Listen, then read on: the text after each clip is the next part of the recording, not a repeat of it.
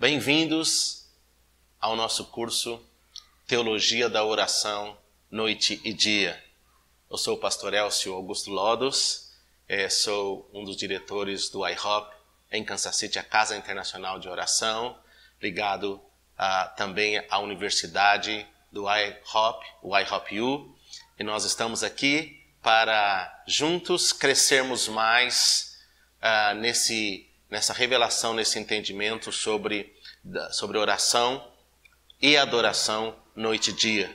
Neste curso, nós vamos cobrir algo mais profundo, algumas coisas mais intensas do que normalmente um curso de introdução à oração, à adoração. Nós temos outros cursos no IHOP-U que cobrem algumas áreas de oração devocional, algumas outras áreas de vida pessoal de oração, mas neste curso nós queremos caminhar com você para estudarmos um pouco mais da teologia da oração noite e dia. Nós queremos cobrir de onde nós iniciamos, qual é o nosso ponto de partida quando falamos de oração noite e dia. Essa vai ser a nossa primeira aula. Nós vamos falar da centralidade e do valor de Jesus Cristo, do ponto de vista bíblico, da importância de nós começarmos em Deus, de começarmos em Jesus. Nós vamos falar de um princípio teológico bíblico e que se aplica muito a essa área, que é o princípio da replicação. E nós vamos ter duas aulas sobre esse princípio. Uma nós vamos cobrir o tabernáculo de Moisés e o tabernáculo de Davi e Salomão e o templo de Salomão. E a outra nós vamos cobrir a ordem de adoração de Davi. Nós vamos fazer o que nós chamamos também na teologia de algumas exegeses bíblicas. Nós vamos olhar para alguns textos com um pouquinho mais de profundidade. Nós vamos olhar para o Salmo 2, para o Salmo 110. Nós vamos olhar para Lucas 18 e vamos fazer uma análise de algumas palavras que são fundamentais para nós entendermos a teologia da oração noite e dia.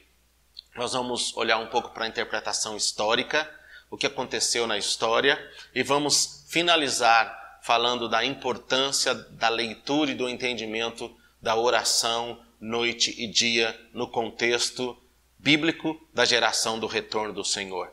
É muito importante isso porque a Bíblia faz uma conexão a muitos textos que fazem uma conexão com o movimento de oração noite e dia na última geração, com o acelerar do processo e dos acontecimentos e até mesmo os eventos do retorno do Senhor. E nós vamos cobrir isso. Então estou muito empolgado de estar aqui com você e de você estar participando deste curso.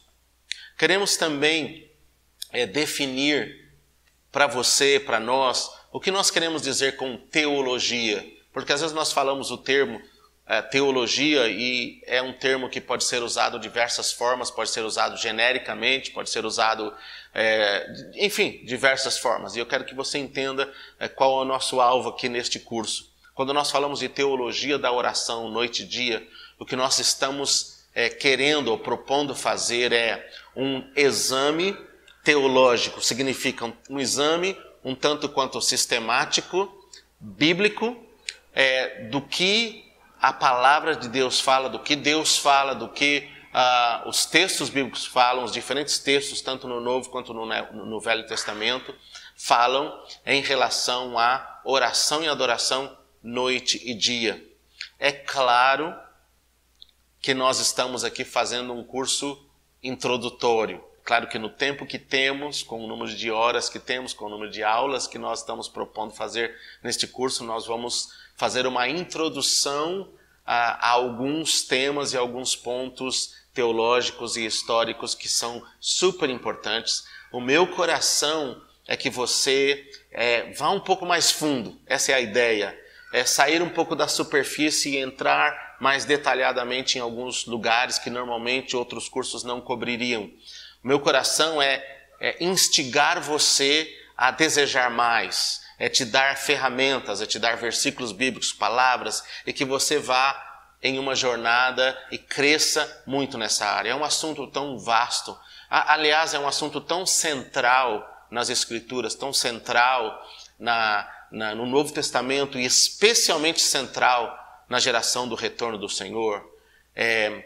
Pastor Mike Bickle, que é o líder e fundador da Casa Internacional de Oração e, na minha opinião, uma das maiores autoridades vivas hoje para ensinar e falar da oração noite e dia, diz que o livro de Apocalipse é uma espécie de manual de oração da igreja dos últimos dias. Isso conecta com o que eu acabei de falar para vocês, que é entender o ensino bíblico, ir mais profundo, entender o porquê nós fazemos isso, o porquê noite e dia sem cessar, da onde vem, entender o porquê o Espírito Santo está despertando isso na terra hoje, conectado com a geração do retorno do Senhor, é muito importante e fundamental. Então vamos lá. Primeiro estudo, ponto de partida. Nós queremos começar a estudar a teologia da oração noite e dia, olhando para o céu e não para a terra. Jesus, quando nos ensinou a orar, nos deu essa chave. Ele disse: vocês orem assim: Pai nosso que estás no céu, santificado seja o teu nome, venha a nós o vosso reino, seja feita a tua vontade, assim na terra como no céu. E nós queremos parar para refletir um pouco, com um pouco mais de profundidade nessa declaração de Jesus e nas implicações disso e de por que é importante nós olharmos e entrarmos no estudo da teologia, da oração e adoração noite e dia, do ponto de vista do céu e não propriamente do ponto de vista da terra. O que eu quero dizer com isso? Nós podemos ter uma visão e até uma defesa para justificar oração contínua. E quando nós falamos oração sem cessar, oração noite e dia, ou oração e adoração 24/7, nós estamos dizendo a mesma coisa. As frases são sinônimas. Então, se você ouvir oração sem cessar, ou oração contínua, ou adoração e oração 24/7, nós estamos querendo, na verdade, dizer a mesma coisa. A própria Bíblia usa esses termos intercaladamente. Mas existe uma maneira de você falar sobre o porquê de nós orarmos continuamente nos dias em que nós estamos vivendo, por que tantas pessoas estão sendo inspiradas, por que tantas casas de oração, por que tantas igrejas e ministérios estão focados nisso, por que tantos pastores estão respondendo a isso. E uma delas, e a maioria das pessoas trabalham e ficam nesse lugar, e começam daí e ficam aí, é o que eu chamo de justificativa horizontal. É olhar para o nosso mundo e falar, ok, por essas razões nós devemos orar continuamente, adorar continuamente. E são razões plausíveis e são razões até bíblicas. Por exemplo, nós podemos falar da necessidade do avivamento. Todos os avivamentos históricos foram precedidos por um mover de oração e adoração. Então, nós precisamos orar mais porque nós precisamos de avivamento, porque o fogo de Deus vem com avivamento. Yes, isso é correto. Nós podemos falar de missões, nós precisamos orar mais porque Jesus disse em Mateus 24:14 que nós precisávamos cumprir a tarefa, evangelizar todos os povos, a obra missionária precisa ser feita e quando nós olhamos para a história, quando a igreja ora mais, missões avançam, mais pessoas são chamadas, quando há mais dedicação à oração e à adoração, as pessoas respondem mais. No próprio campo missionário, quando há mais oração, há mais salvação, há mais pessoas vêm para o reino. Então nós poderíamos dizer, missões é uma razão importante, ou talvez é daí que nós deveríamos olhar o porquê orarmos 24/7. Santidade é um outro tema e uma outra, vamos dizer, justificativa.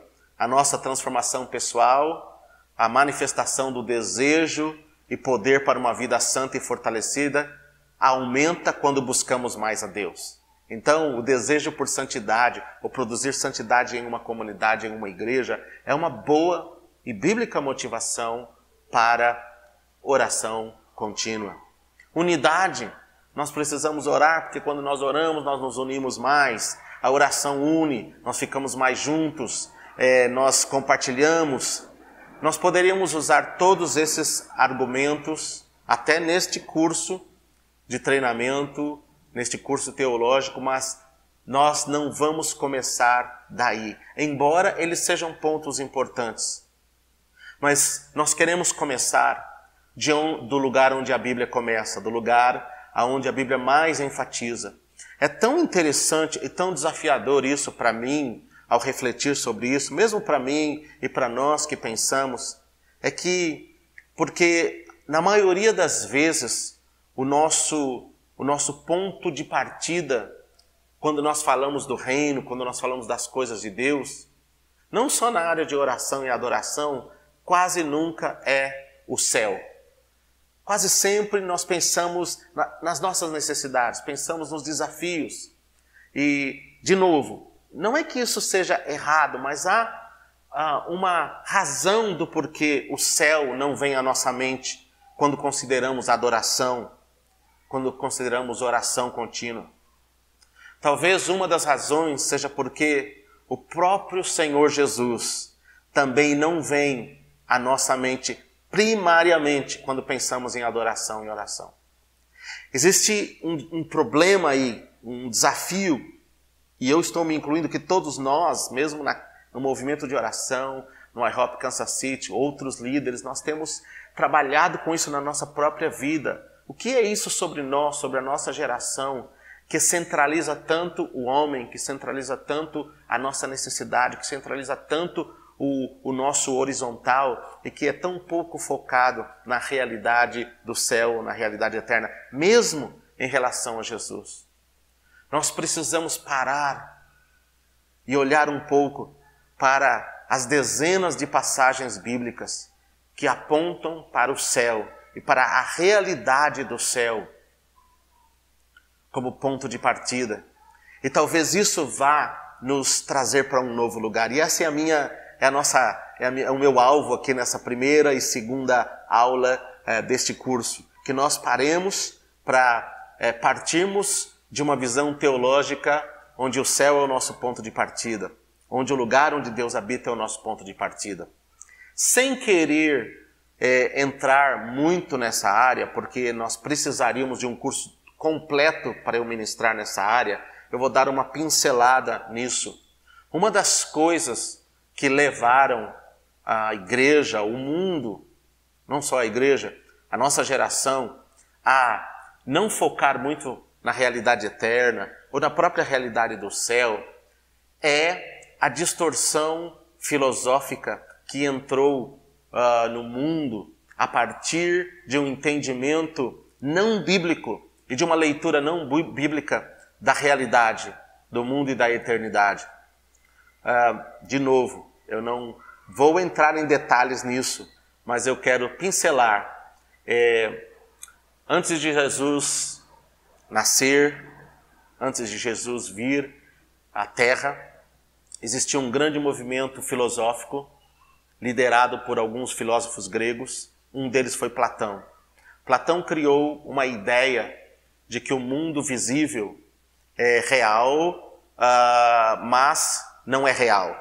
E de que o mundo visível é o mundo real e que o mundo visível era reflexo do mundo invisível. Platão basicamente criou o conceito do dualismo filosófico. Eu sei que é uma palavra difícil, mas eu vou explicar. Onde uma realidade, ele não chamava de realidade espiritual, mas uma realidade que não é material, existe paralela ao mundo material, e que o mundo material não é real, ou que o espiritual é real. E ele fez essa confusão dessas duas realidades. Na verdade, ele desenvolveu uma filosofia muito articulada. E, isso é o platonismo. Por várias razões históricas, por causa de influência de pessoas, o platonismo acabou entrando no pensamento moderno de uma forma muito forte. No começo, a própria igreja resistiu, o que teologicamente a gente chama de gnosticismo ou agnosticismo, que era o pensamento grego no primeiro século, no segundo século, no terceiro século, mas com o passar dos séculos, a influência do pensamento de Platão e Aristóteles, os dois, mas eu quero falar de Platão, entrou no mundo através de alguns pensadores, Tomás de Aquino um, Agostinho outro, e depois os existencialistas modernos, e depois os filósofos de 400, 500 anos atrás, o que redundou, e eu estou fazendo um resumo muito resumido aqui, eu só quero que você entenda isso, do porquê nós, mesmo como crentes, ao invés de olharmos da perspectiva bíblica, acabamos não conectando com a realidade do céu. Acabou-se que criou-se uma mentalidade, um pensamento no mundo, uma cosmovisão de que o mundo visível é o mundo real, palpável, e que o mundo invisível é como se ele não existisse, é como se ele fosse uma sombra, é como se ele fosse algo... E aí o conceito, por exemplo, do mundo etéreo, a ideia do etéreo é uma ideia de que é algo que existe no conceito, mas não existe de forma real. Então, muito sutilmente e muitas vezes diretamente, essa ideia da separação do mundo espiritual para o mundo natural. A ideia, mesmo que nós somos corpo, alma e espírito, mas que há uma separação inconectável, e de que a realidade espiritual é algo tão transcendente, tão ausente, tão de outra forma que não dá para saber o que acontece lá, não dá para saber o que é, e fica uma coisa assim como se ela não existisse. E aí as pessoas, quando olham para a Bíblia, muitas vezes até teólogos, até líderes, até ensinadores, olham como se o mundo onde Deus está agora mesmo não fosse real, não trata. Isso nos foi passado por causa dessa cosmovisão, por causa dessa influência toda. Bom, há outras razões, mas essa é uma razão forte. O que eu quis fazer aqui nessa introdução é você pensar que há razões do porquê nós focamos a realidade presente, as coisas palpáveis, e não nos voltamos para a Bíblia e para o que a Bíblia fala sobre o céu e a eternidade.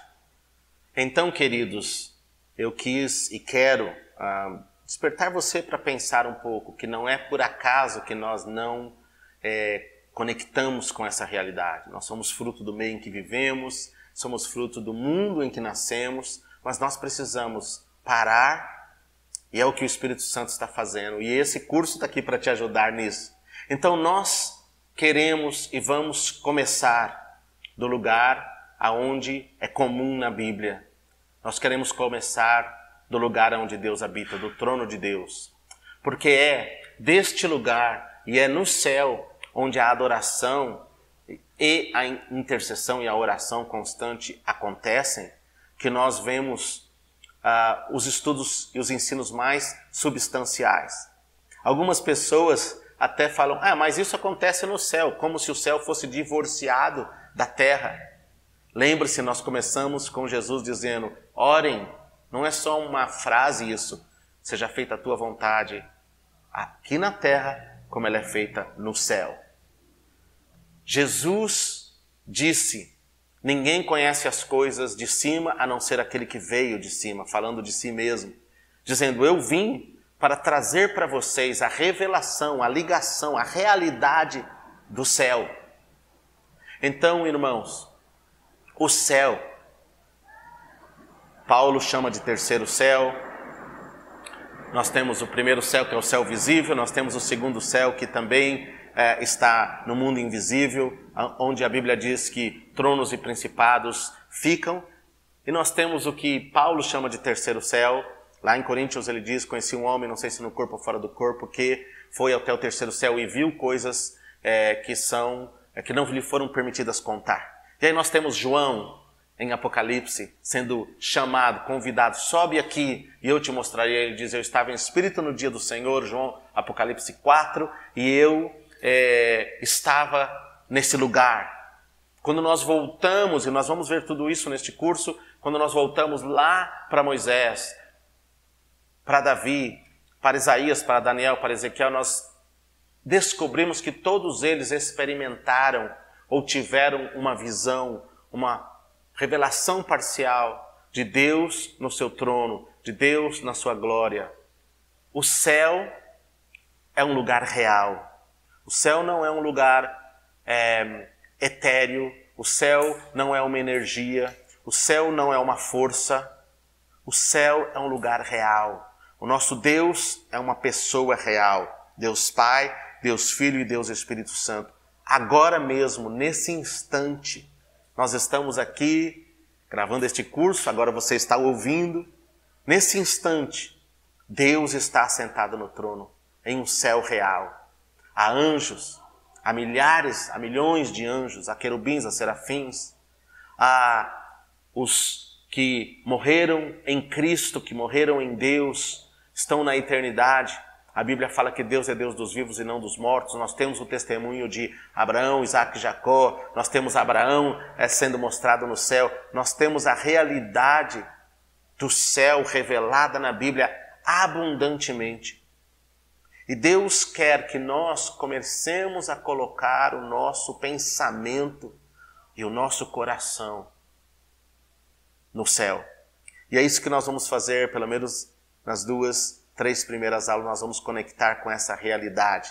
Eu quero trazer você agora, ao começarmos a entrar neste lugar, quero que você entenda um pouco mais por que começar do céu quando falamos de oração e adoração noite e dia, porque isso é o que vai nos sustentar mais longamente, mais do que qualquer dos outros fatores. Irmãos, se você não entender isso, você vai começar com uma motivação. Eu quero que a minha igreja cresça, ou eu quero conquistar isso, ou eu quero aquilo, ou para a minha cidade. Todas essas coisas vão passar num certo momento. Mas a realidade que nos é revelada na Bíblia, do trono de Deus, do céu e do governo eterno de Deus, nunca passa. Então vamos lá. A revelação do trono de Deus. O céu nos mostra a relação entre intercessão, adoração e o próprio trono de Deus. Adoração e intercessão, em última análise, não tem a ver diretamente com o horizontal, embora afete o horizontal. Tem a ver com Deus, com o seu trono, com como Deus vive e com a forma de governo que Deus escolheu para governar o universo. É Deus que estabeleceu tudo isso. Em outras palavras, adoração e intercessão não é uma criação humana e nem algo que Deus fez para dar uma atividade para o homem aqui na terra. Nós encontramos esta realidade no céu. Nós encontramos o Deus criador do universo, o Deus que disse haja luz, haja estrelas, haja sol, que criou as galáxias, que criou tudo que existe. O Deus não criado, que criou o próprio céu, o Deus que é o único eterno, que vive no meio dos louvores, e onde Ele está, no trono dEle, no templo de Deus, que é real, que é palpável.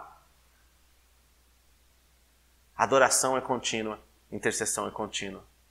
Você já parou para pensar que Deus poderia ter escolhido qualquer outra coisa? Deus é Deus, Ele é o Criador de todas as coisas. Ele poderia ter qualquer coisa no trono dele. Ele poderia ter qualquer realidade em volta dele. Ele poderia não ter nada. Mas Ele tem adoração. 24 horas por dia. 7 dias por semana na nossa linguagem temporal. Ele tem intercessão. Ele mesmo, na Trindade, é engajado em intercessão. Isso é muito forte. E para mim isso redefiniu o meu entendimento. Quando eu estou me ocupando, isso também nos ajuda a perseverar. Quando eu estou me ocupando em oração, seja no meu quarto sozinho, seja com 2 irmãos em uma célula, com um pequeno violão, ou seja em uma sala de oração com 500 pessoas, quando eu estou me ocupando em oração, hoje eu entendo que eu não estou perdendo o meu tempo, que eu não estou fazendo algo que tem somente a ver com uma realidade temporal aqui, e que não estou fazendo algo só para o meu benefício. Eu estou fazendo algo que o próprio Deus é engajado nele. Eu estou me conectando com uma atividade celestial. a atividade que acontece no trono de Deus, no próprio templo de Deus no céu, na cidade eterna onde Deus habita. Então vamos lá, começando com Ezequiel, capítulo 1, verso 26 e 28, a 28. Ezequiel tem essa visão. Aliás, você quer ser fascinado por Deus, um dos livros que você precisa mergulhar em algum momento da sua vida é o livro de Ezequiel. Não deixe as figuras e as histórias te desligarem do livro de Ezequiel. Eu não entendo. Não, leia, releia, só reflita. Abrace o que ele fala como ele fala, porque ele se explica. E o que você não entender, ore, mas busque, porque você vai ver uma realidade que nós precisamos restaurar. Por isso eu estou começando aqui. Ezequiel 1, 26 e 28 diz assim: E por cima do firmamento, que estava por cima das suas cabeças, havia algo semelhante a um trono, que parecia de pedra de safira. E sobre esta espécie de trono, havia uma figura semelhante à de um homem.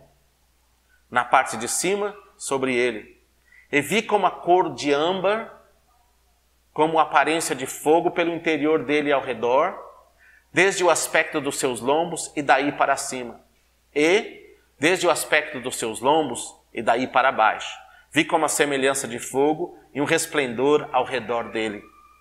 Como o aspecto do arco que aparece na nuvem no dia da chuva, assim era o aspecto do seu resplendor. Agora, escute Apocalipse 4, 2 e 3. E logo fui arrebatado em espírito, e eis que um trono estava posto no céu, e um assento sobre o trono. E o que estava assentado era, na aparência, semelhante a pedra, jaspe e sardônica. E o arco celeste estava ao redor dele e parecia semelhante a esmeralda. Tanto Ezequiel, lá no Velho Testamento, quanto João, no último livro da Bíblia, e nós poderíamos e vamos depois citar Isaías e Daniel, descrevem uma visão do trono de Deus. E descrevem com precisão que há alguém assentado no trono. Alguns descrevem, como Isaías 6 descreve Deus e a adoração em volta do trono. Ezequiel teve uma visão da própria manifestação de Jesus como homem e de Jesus retornando e estando no trono, porque quando Jesus veio à terra, ele assumiu uma forma humana, Deus se fez carne, lembra disso? Jesus viveu aqui 33 anos, morreu, ressuscitou o terceiro dia e ele subiu ao céu com um corpo glorificado. E como homem, Deus, agora, a segunda pessoa da Trindade, Jesus reassumiu o seu lugar no trono. Ele voltou para o lugar que lhe era seu. Filipenses capítulo 2, ele deixou, esvaziou-se da sua glória, assumiu a forma de servo, mas Deus o glorificou soberanamente e ele recebeu um nome e uma posição acima de todo homem. E está no trono de Deus. E agora Ezequiel está descrevendo esta visão. Esta visão nos fala de uma realidade. O trono celestial é real. E Deus conversa conosco e nos chama para olharmos para o seu trono e para interagirmos com ele e entendermos que o que nos motiva e o que nos leva é o seu trono. Irmãos, o céu precisa ser o ponto inicial da discussão, da reflexão sobre oração e adoração. Por quê? Porque é aí que Deus está entronizado. Quando os santos intercedem, eles estão se dirigindo a Deus. Quando nós falamos em oração, nós estamos nos dirigindo a Deus. Deus é o Rei do universo. Esse Deus que você ama, que te alcançou, esse Jesus que você ama, Ele é o seu Jesus, Ele é o seu Deus querido que cuida de você, que está com você, que fala para você orar. Mas nós precisamos voltar a ter a perspectiva de que esse Deus é o Rei do universo que se assenta no trono. Isso é real. E quando nós começamos aí, quando nós voltamos para este lugar de origem, que é o lugar da Bíblia, é o lugar que os apóstolos olhavam, é o lugar em que Deus aponta o tempo todo, quando nós saímos da corrente da nossa geração, quando nós saímos da superficialidade do homem como centro, porque o humanismo moderno, de novo, a filosofia tirou Deus, fez do céu uma coisa etérea, fez de Jesus algo legal, mas é uma fé sem substância, desconfigurou Deus da sua personalidade, fez tudo uma certa coisa assim, não é? Popularizou a ideia de Deus como a força. Que a força esteja com você. O que é a força? A força é um negócio, é algo que não tem definição. Quando a sociedade faz isso conosco, nós falamos, não, mas tudo bem, eu sei, eu tenho a minha fé, mas no fundo, a própria igreja acaba interagindo com esses conceitos e vivendo como se Deus não estivesse assentado no trono. E vivendo até na nossa vida de estabelecer coisas para Deus, a própria igreja, os movimentos, a nossa vida, como se não houvesse um Deus assentado no trono e como se o trono não fosse real. Nós precisamos retomar, voltar, e o ponto de partida para qualquer coisa em Deus precisa ser o trono de Deus, mas o movimento de oração e adoração, a sua sala de oração, a sua reunião de oração, ainda que seja meia hora por semana, que é importante, 1 hora por semana, 10 horas por semana, a sua visão de 24/7, seja o que for que Deus está estabelecendo no seu coração, seu chamado como intercessor médico, como intercessor advogado, como intercessor professor, ou como pastor, ou como líder, ou como um líder de louvor, precisa começar deste lugar. É hora da igreja voltar para o lugar de onde ela nunca deveria ter saído. É hora de nós voltarmos a viver a realidade do trono, vivermos o trono de Deus. Deixa eu te dar mais algumas bases bíblicas. Quando eu digo base bíblica, eu também estou querendo dizer base teológica, porque teologia é bíblica, é Bíblia, é voltar para Deus, é olhar para Deus. O Senhor está no seu santo templo. O Senhor está no seu santo templo. O trono do Senhor está nos céus. Os seus olhos estão atentos e as suas pálpebras provam os filhos dos homens. O Senhor prova o justo, porém o ímpio e ao que ama a violência odeia sua alma. Sobre os ímpios fará chover laços, fogo, enxofre e vento tempestuoso. Isso será a porção do seu corpo. Salmo 11, 4 e 6. Salmo 103, 19. O Senhor estabelece o seu trono no céu. Aonde? No céu. O seu reino governa sobre tudo. Trono, reino.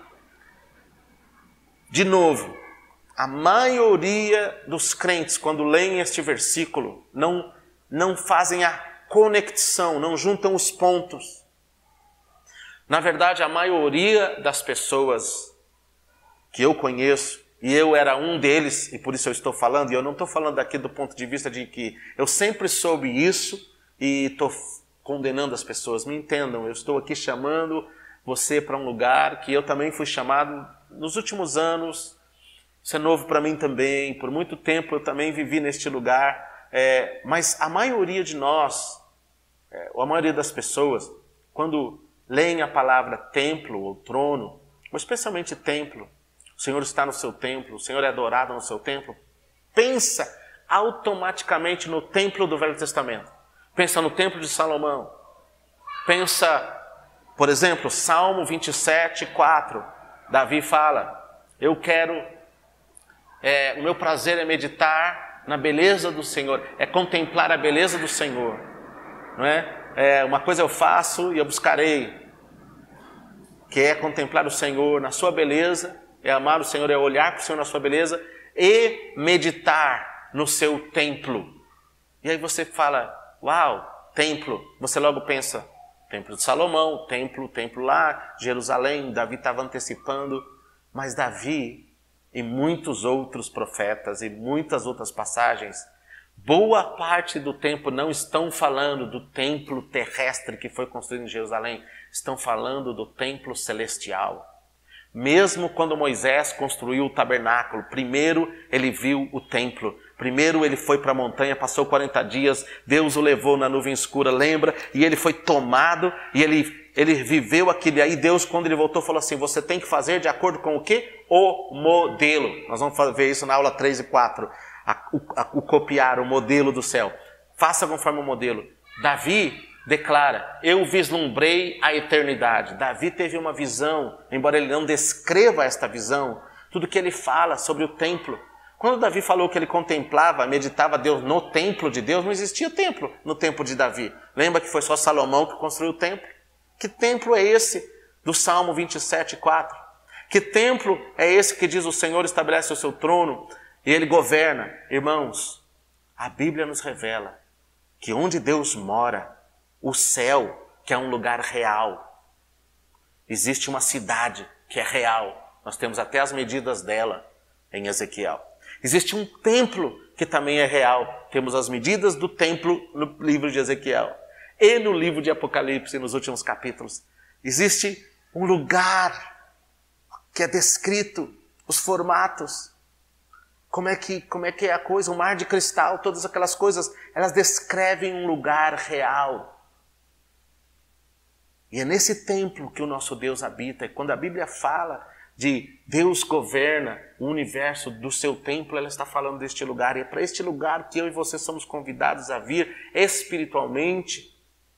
E aí nós precisamos entender a obra de Jesus Cristo. Eu vou falar também sobre isso teologicamente. Nós precisamos nos reposicionar. A maioria das pessoas oram com a mentalidade do Velho Testamento. Nós precisamos voltar para a revelação do Novo Testamento, que pelo sangue de Jesus o véu do templo foi rasgado. Não há mais separação entre o lugar santo e santo dos santos. E eu e você, de acordo com Hebreus capítulo 10, versículo 19, 20 e 21, estamos ou temos acesso ao lugar santo dos santos. Temos acesso ao trono de Deus através do véu, que é a carne, o sangue de Jesus, a carne derramada na cruz, crucificada, sacrificada por nós. Eu e você, a igreja, individualmente, coletivamente, somos convidados para entrarmos neste lugar, para experimentarmos o céu. Então, quando nós lemos essas passagens, nós precisamos voltar para este lugar. O Senhor é rei para sempre e sempre, Salmo 10, 16. O seu reino é um reino que dura para sempre e o seu domínio dura por todas as gerações. Salmo 145, 13. Eu quero fortalecer esses versos no seu coração, porque nós precisamos entender que o domínio de Deus, que a relação de Deus é a de nos chamar para entender que é do trono dele que ele governa. Quando nós estamos fazendo algo aqui na terra, conectados com Deus, nós não estamos fazendo algo da terra, pela terra, por causa da terra somente. Nós estamos fazendo algo por sermos seres espirituais que foram salvos e transformados, ligados a essa realidade eterna. Quando colocamos oração e adoração contínua no contexto desta realidade, tudo passa a fazer mais sentido. Tudo passa a ficar mais conectado. Em conclusão, então, queridos, desta nossa primeira aula, o céu, o lugar onde Deus habita, a sala do trono, o trono de Deus, o templo celestial. Este é o ponto de partida da própria palavra e de onde nós vamos tirar a razão do porquê, a inspiração, a revelação e o sentido da oração contínua, da adoração contínua. Eu já mencionei antes, mas quero reforçar o ponto. Em Êxodo 32, quando Moisés recebe o padrão do templo, nós precisamos entender que Moisés estava na presença de Deus e que de alguma forma ele estava na sala do trono. Mas quando você vai para Êxodo 25, versículo 8 e 9, nós lemos o seguinte, Êxodo 25, versículo 8 e 9. que construam o santuário para mim, para que eu habite nele, no meio de vocês, de acordo com tudo que eu vou te mostrar. Presta atenção nessa frase agora, de acordo com o padrão do tabernáculo e o padrão dos seus móveis, como ou da maneira que você viu, construa. Êxodo 25, 8 a 9, é uma versão um pouco diferente, mas ela mostra que Deus está dizendo para Moisés: Moisés, eu quero que você construa o tabernáculo e os lugares, mas que você vai construir de acordo com um modelo. Então, cabe a pergunta: onde Moisés estava quando ele viu o templo? Ou ele só teve uma visão, ou ele visitou? Se você ler com cuidado, se você ler com atenção, se você ler versículo por versículo e fizer uma análise um pouco mais profunda e exegética do texto de quando Moisés subiu ao monte e o Senhor desceu para encontrar Moisés no monte, nós vemos ali um evento teológico, escatológico, que é chamado de uma antecipação escatológica que Deus faz algumas vezes na Bíblia.